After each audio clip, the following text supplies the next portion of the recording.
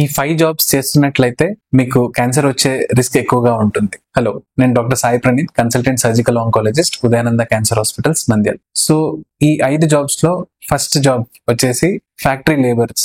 So వీళ్ళు చాలా వరకు స్మోక్ కి మరియు కెమికల్స్ కి ఎక్స్పోజ్ అవుతూ ఉంటారు. వీళ్ళలో క్యాన్సర్ వచ్చే రిస్క్ ఎక్కువగా ఉంటుంది. సో వీళ్ళు వీలైనంత వరకు మాస్క్ వేసుకోవాలి అండ్ దానికి తగినట్లుగా ప్రొటెక్టివ్ గేర్ వేసుకోవడం వల్ల క్యాన్సర్ అనే రిస్క్ ని తగ్గించుకునే అవకాశం ఉంటుంది. Second, agricultural farmers.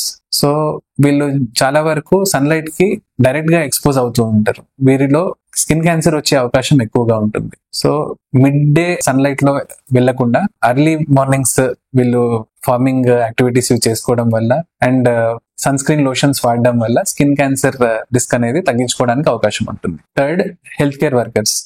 Most of the health care workers మేమంతా కూడా హాస్పిటల్స్ లో రేడియేషన్ కి మరియు ఆపరేషన్ థియేటర్స్ లలో స్మోక్ కి వీటన్నిటికి ఎక్స్పోజ్ అవుతూ ఉంటాము. వీటి ద్వారా కూడా క్యాన్సర్ రిస్క్ అనేది ఎక్కువగానే ఉంటుంది. అండ్ వీటిని అంతా కంట్రోల్ చేసుకోవడానికి మనం ప్రొటెక్టివ్ గేట్స్ వాడడం వల్ల దీన్ని కంట్రోల్ చేసుకోవచ్చు. అండ్ ఫోర్త్ వచ్చేసి మనకు ఏవియేషన్ డిపార్ట్మెంట్.